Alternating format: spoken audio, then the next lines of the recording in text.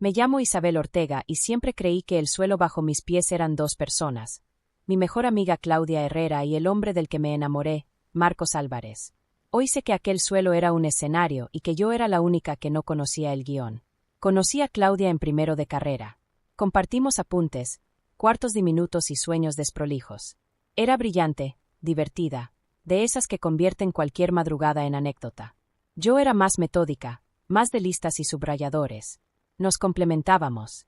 Por eso, cuando la vida adulta nos empujó a ciudades distintas, nos prometimos no convertirnos en las amigas de cumpleaños y Navidad. Cumplimos, viajes improvistos, audios eternos, confesiones que nadie más escuchó. Durante años pensé que la lealtad se parecía a su risa. A Marcos lo conocí en una presentación de proyecto. Arquitecto, manos de lápiz y paciencia de cirujano. Hablaba poco, miraba mucho. Me invitó a un café, luego a caminar por el parque. A la tercera semana ya sabíamos cómo tomaba el otro el té, qué canciones evitábamos por miedo a los recuerdos. 6 meses después, me pidió que lo presentara a mi gente. Traducción, Claudia. Aquella cena fue en mi casa, con manteles nuevos y nervios viejos. Claudia llegó tarde. Perdón, el tráfico, la vida, y ocupó la habitación como quien enciende un foco. Marcos le cayó bien de inmediato. Lo sé por cómo inclinó la cabeza y por la forma en que le hizo preguntas sobre la ciudad, los edificios, la ética de construir sin expulsar. Me enorgulleció su inteligencia, hasta que noté el primer roce innecesario en el brazo de Marcos, la risa un poco más alta de lo normal, la forma en que los ojos de ambos parecían conocerse de antes. Sacudí la cabeza. Paranoia, celos tontos. Claudia era mi hermana elegida. Las semanas siguientes fueron un catálogo de pequeñas grietas. Marcos empezó a cancelar planes con excusas técnicas. Una obra atrasada, un cliente caprichoso, una reunión que se alargó. Claudia tardaba en responder mis mensajes, pero cuando lo hacía, incluía datos que no le había contado. Un domingo, al abrir la app del banco, vi un cargo en un restaurante que no frecuentábamos. Comida con los del estudio, dijo Marcos. Yo también estuve en esa zona. ¡Qué coincidencia!, dijo Claudia. Coincidencia es una palabra que suena a disculpa cuando uno ya sospecha. Decidí no alimentar el monstruo de la desconfianza. Fui a terapia, corrí más kilómetros, escribí listas de gratitud. El monstruo comió de todos modos. La noche en que necesité a Claudia, porque estaba rota por un problema en el trabajo y quería su voz de todo va a salir, fui a su departamento sin avisar. La puerta estaba entornada. Toc. Nadie contestó. Empujé con culpa. Entree. Los vi en el sofá, de costado, Claudia y Marcos, metidos uno en el otro como si el resto del mundo les sobrara. El tiempo no se detuvo, se calló. Se hizo añicos en silencio. No grité. Dije su nombre, Claudia, y fue como pronunciar una palabra en un idioma que de repente no conocía. Ella me miró sin culpa, con una serenidad que me heló. Isabel, dijo, no entres en drama. Marcos y tú no eran tan serios. No. Mi voz me salió de vidrio. ¿Y qué éramos entonces? ¿Un preludio para tu función principal? Marcos intentó acercarse. Retro City. El olor de su colonia me resultó ajeno, como si hubieran cambiado la fórmula sin avisarme. Podemos hablar, propuso, experto en planos, analfabeto en ruinas. No aquí. No ahora. Y quizá ya nunca, respondí.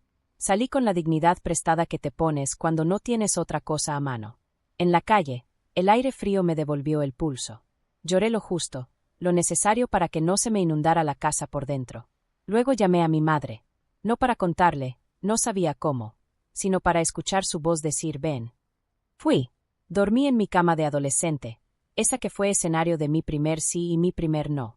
Al amanecer, decidí que no iba a competir con Claudia por un hombre que no supo elegir. No soy concursante en su programa, pero tampoco iba a olvidar. La memoria es mi mejor instrumento cuando el orgullo sangra. Volví a mi apartamento y empecé a recoger las huellas de una vida que ya no era mía. Abrí una caja, guardé fotos, eliminé conversaciones.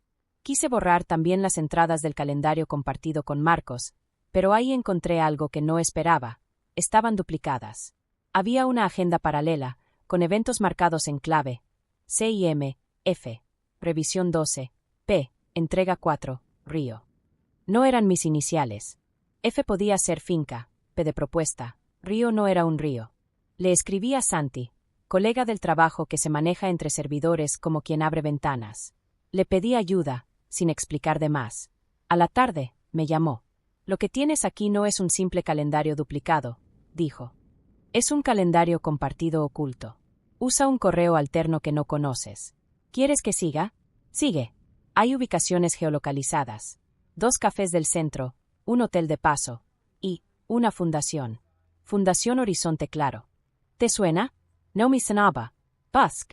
Apareció una foto de Claudia dando una charla sobre arquitectura con impacto social junto a un logo minimalista. Marcos en segunda fila. El pie de foto. Nuestro equipo asesor. Me hervía la cabeza. ¿Qué harían juntos en una fundación? ¿Qué clase de impacto social se cocina con entradas de hotel de 3 horas? Me propuse no mirar sus redes. La humillación tiene un algoritmo propio. Pero me topé con algo fuera de pantalla. Un sobre sin remitente en el buzón. Dentro, una sola hoja. Mi firma en un documento de cesión de derechos sobre una propuesta de diseño que yo había escrito para mi empresa meses atrás. La cláusula final transfería autoría a Horizonte Claro. Al pie, mi rúbrica. Perfecta.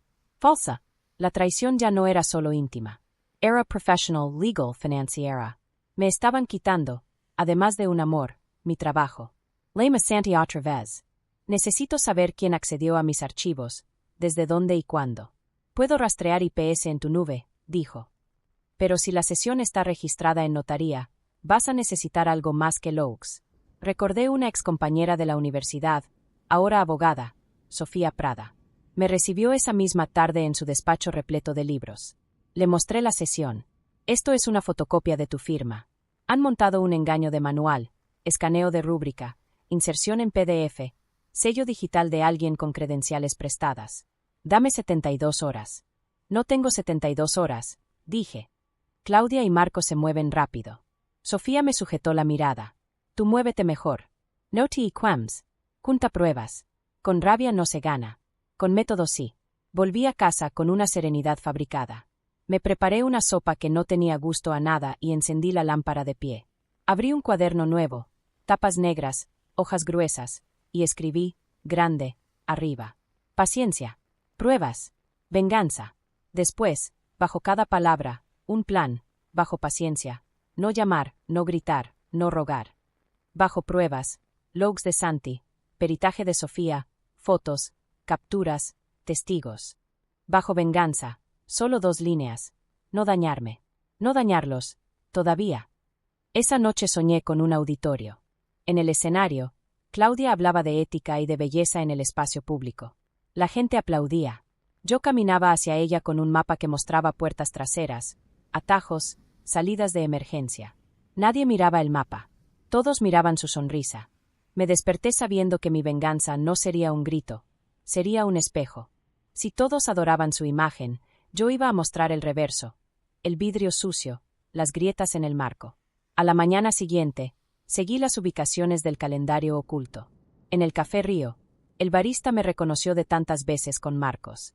Hoy viene con otra amiga, comentó, sin malicia. Rubia, muy alegre. No respondí. Caminé 3 cuadras hasta la Fundación Horizonte Claro. Fachada impecable, palabras perfectas en la entrada, transparencia, comunidad, futuro. Pedí una charla orientativa. Una recepcionista amable me dio un folleto y un formulario. ¿Quiénes conforman el equipo técnico? Pregunté. Voluntarios, sonrió. Arquitectos, urbanistas, la señora Claudia Herrera coordina. Y Marcos Álvarez asesora en espacios. Debí poner cara de póker, porque añadió. ¿La conoces? Es encantadora. Encantadora. Sin duda. Encantadora como el canto de las sirenas antes del naufragio. Al salir, mi teléfono vibró. Un mensaje de número desconocido. Deja de curiosear. Esto te supera. Sonreí por primera vez en días. Cuando empiezan las amenazas, empiezan también las pruebas de que vas por buen camino. Regresé a casa y grabé en mi cuaderno la evidencia del día. Cerré la tapa con un golpe suave. No iba a pelear por Marcos. Nunca más. Iba a pelear por mi nombre, por mi trabajo, por el simple derecho a no ser la nota al pie de nadie. Y si para eso tenía que convertir a la perfecta Claudia en lo que era, un relato bien maquillado, lo haría. Podía esperar. Podía planear. Podía mirar sin que me vieran. Esa noche, antes de dormir, Repetí en voz baja mis 3 palabras. Paciencia. Pruebas. Venganza. El orden era importante. Y esta vez, no pensaba equivocarme. La primera vez que entré a la Fundación Horizonte Claro lo hice con pasos medidos, como quien pisa un terreno minado. El hall olía a pintura fresca y a flores artificiales. En las paredes, fotografías enmarcadas mostraban a Claudia sonriendo junto a niños de barrios marginales, entregando mochilas, inaugurando canchas deportivas. Todo parecía perfecto. Demasiado perfecto.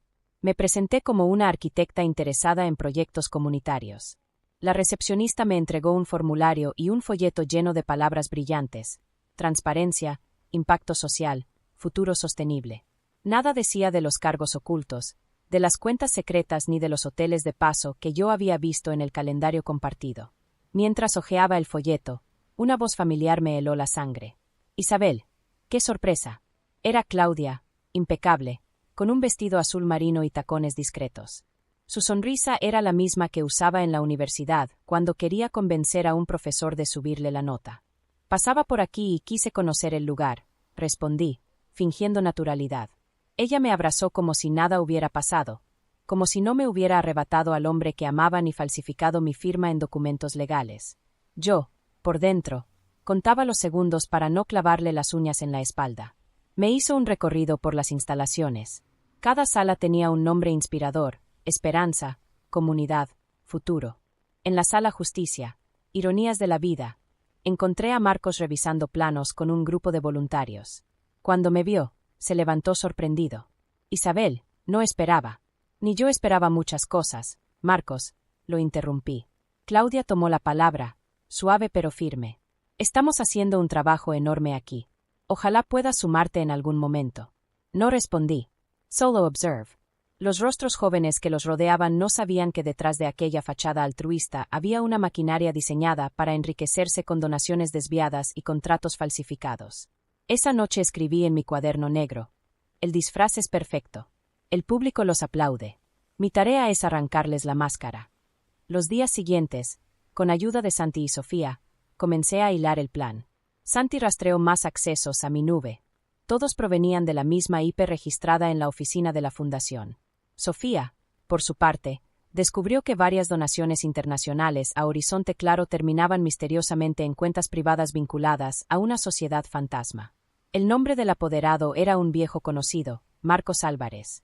La indignación se mezclaba con un extraño alivio. Ya no se trataba solo de una traición sentimental.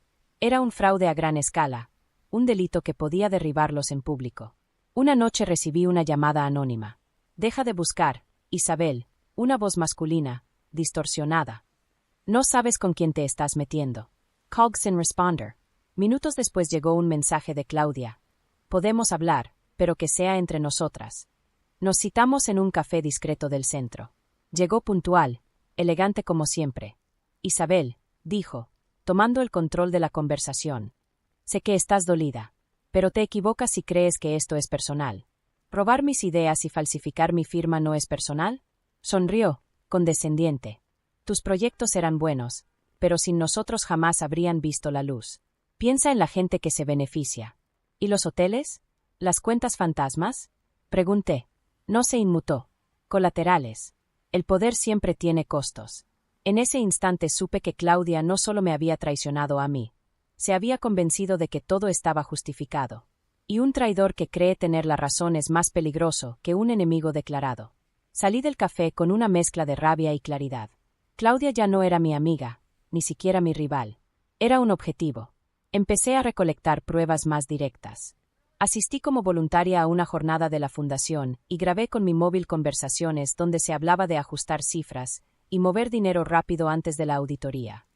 Conseguí correos electrónicos impresos por error en la impresora común, con órdenes de Marcos autorizando transferencias sospechosas.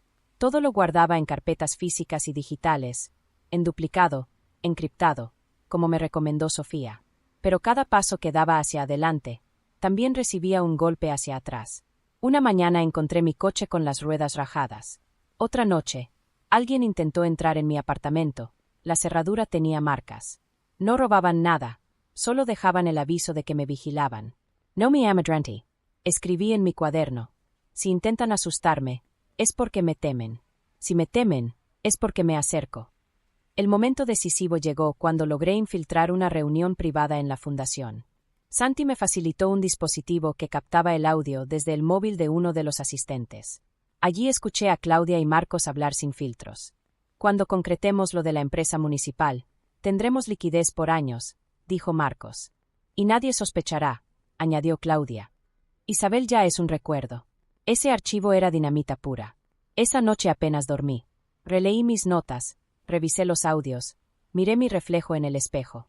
Ya no veía a la Isabel ingenua que confiaba en promesas de amistad eterna.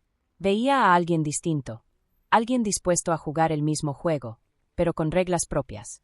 La traición me había quitado un amor y una amiga. Ahora iba a devolver el golpe donde más dolía, su reputación impecable, su máscara de filántropos intachables. Y lo haría a plena luz del día, donde todos pudieran ver la verdad. Guardaba todo en duplicado, un disco duro en casa de mi madre y otro cifrado en la nube. Sofía me había repetido 1000 veces. Isabel, la prueba no existe hasta que la presentas en un tribunal. Lo demás son sospechas. La escuchaba, pero en mi interior la venganza ardía con más fuerza que la prudencia legal. Una tarde recibí un correo de un remitente desconocido. Solo contenía una fotografía, yo saliendo de mi edificio, con el cuaderno negro bajo el brazo. Debajo, una frase: sabemos dónde guardas todo. Corrí hasta el departamento de mi madre. El disco duro seguía allí, escondido bajo una losa del piso.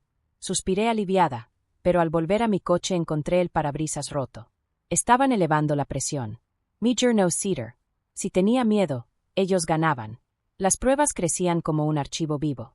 Grabaciones de conversaciones, copias de correos, transferencias rastreadas. Santi incluso logró acceder a una carpeta interna de la fundación, donde aparecían donaciones trianguladas a través de una sociedad en Panamá.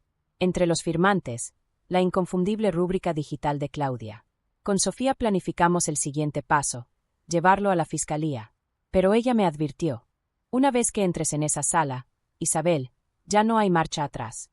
Claudia y Marcos te odiarán más de lo que imaginas. Y me odian. Lo único que falta es que lo sepan todos, respondí. Antes de dar el paso legal, decidí enfrentar a Marcos por última vez. Lo cité en un bar discreto, con la excusa de hablar de mis proyectos. Llegó elegante, con ese aire de seguridad que alguna vez confundí con amor. Isabel, ¿qué pretendes?, preguntó, sin rodeos. La verdad, le respondí. Saqué de mi bolso una carpeta con copias de los correos y transferencias. Sus ojos se abrieron un instante, luego intentó recuperar la compostura. No sabes lo que haces. Esto puede destruir muchas vidas. Incluida la tuya, dije. Y la tuya, contraatacó. Nadie creerá que no estabas involucrada. Tú firmaste algunos documentos. Lo miré fijamente. ¿Crees que no sé lo de la falsificación? Tengo pruebas periciales. Esa firma no es mía. Marcos Paladesio.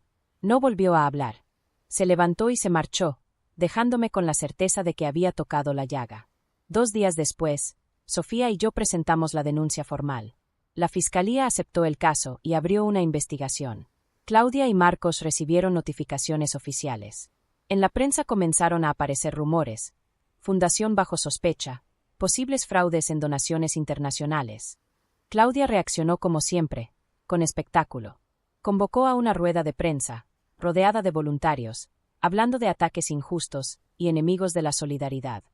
Su discurso fue impecable, pero yo solo veía grietas en su máscara. Cada palabra era dinamita para ella misma. Cuanto más alto se subía, más fuerte sería la caída. Los ataques hacia mí se multiplicaron. Llamadas anónimas, mensajes de odio en redes, incluso una carta falsa enviada a mi empresa acusándome de difamación. Por un momento pensé en renunciar, pero mis colegas me apoyaron. Algunos sabían de sobra que Claudia no era la santa que aparentaba. El clímax llegó en la primera audiencia preliminar. Entré al tribunal con Sofía a mi lado. Claudia y Marcos estaban allí, impecables, seguros de sí mismos. Cuando el fiscal empezó a leer las pruebas, vi por primera vez cómo la sonrisa de Claudia titubeaba. Se proyectaron los correos, se escucharon los audios grabados, se mostraron las transferencias. En la sala había periodistas, curiosos, funcionarios. El aire se podía cortar con cuchillo. Claudia intentó interrumpir. Eso es un montaje. Isabel siempre me ha envidiado. El juez golpeó la mesa. Aquí hablan las pruebas, señora Herrera. Marcos bajó la mirada. No pronunció palabra. Salí del tribunal con el corazón latiendo como un tambor. No era el final, apenas el comienzo. El proceso judicial sería largo. Pero ya no era yo contra dos traidores, ahora era yo y la justicia contra ellos. Esa noche, en mi cuaderno negro, escribí una frase. La máscara es irrescubrable. Lo que queda por ver es hasta dónde llega la caída. El tribunal estaba repleto el día de la audiencia principal. Periodistas con cámaras, empleados de la fundación, curiosos que querían ver cómo se desmoronaba el cuento perfecto de Claudia. Yo me senté en la primera fila junto a Sofía, con mi cuaderno negro en el regazo, como si fuera un amuleto. El juez entró, golpeó la mesa y comenzó la sesión. El fiscal expuso la acusación: fraude, falsificación de documentos, desvío de fondos internacionales y enriquecimiento ilícito. Cada palabra pesaba como una losa. Claudia mantuvo su sonrisa, esa que tantas veces confundí con complicidad. Marcos, en cambio, estaba rígido, con las manos entrelazadas como si rezara. Llamamos al primer testigo, Isabel Ortega, dijo el fiscal. Me levant. Sentí las miradas clavadas en mi espalda. Caminé hasta el estrado y juré decir la verdad. Señora Ortega, empezó el fiscal, ¿puede explicar a este tribunal cómo descubrió las irregularidades? Respiré hondo y conté todo, desde los documentos falsificados con mi firma hasta los correos interceptados, desde las conversaciones grabadas hasta las transferencias ocultas en Panamá. Expliqué cómo Claudia, bajo el disfraz de altruismo, dirigía una red de desvío de donaciones. En un momento, el abogado defensor intentó desacreditarme. Señoría, la señorita Ortega tiene un evidente conflicto personal. Su relación fallida con el señor Álvarez la lleva a exagerar los hechos. Me giré hacia él y respondí. Si fuera por despecho, me habría quedado callada. Pero no lo hice. Porque lo que está en juego no es mi corazón, sino la confianza de cientos de personas que donaron para ayudar y fueron estafadas. El juez asintió. Al defensor Callow. La prueba más contundente llegó cuando se reprodujo la grabación de la reunión privada en la fundación. La voz de Claudia resonó en los altavoces. Nadie sospechará. Isabel ya es un recuerdo. La sala estalló en murmullos. Claudia perdió el color del rostro. Esa grabación es ilegal, gritó. Legalmente admitida, corrigió el fiscal. Fue proporcionada dentro del marco de la investigación. La estocada final fue el informe pericial que confirmaba la falsificación de mi firma. Ver mi rúbrica proyectada en la pantalla, comparada con la auténtica, me revolvió el estómago. Pero también me dio fuerza. Nadie podía negar lo obvio. Tras horas de alegatos, el juez anunció un receso y luego volvió con la sentencia preliminar. A la señora Claudia Herrera y al señor Marcos Álvarez se les dicta prisión preventiva mientras continúa la investigación formal. Existen pruebas suficientes de fraude y riesgo de fuga. El murmullo en la sala se convirtió en un rugido. Claudia gritó mi nombre, pero ya no sonaba como amiga, ni siquiera como enemiga. Sonaba derrotada. Marcos simplemente me miró una vez, con los ojos vacíos, antes de que los agentes se los llevaran esposados. Yo permanecí inmóvil. Por dentro, temblaba. No de miedo, sino de alivio. Afuera, los periodistas se agolparon. Preguntas volaban como balas. ¿Se siente vengada? ¿Era su intención destruir la fundación? ¿Qué le diría a quienes todavía creen en Claudia? Me detuve, miré a las cámaras y respondí. No busqué venganza. Busqué justicia.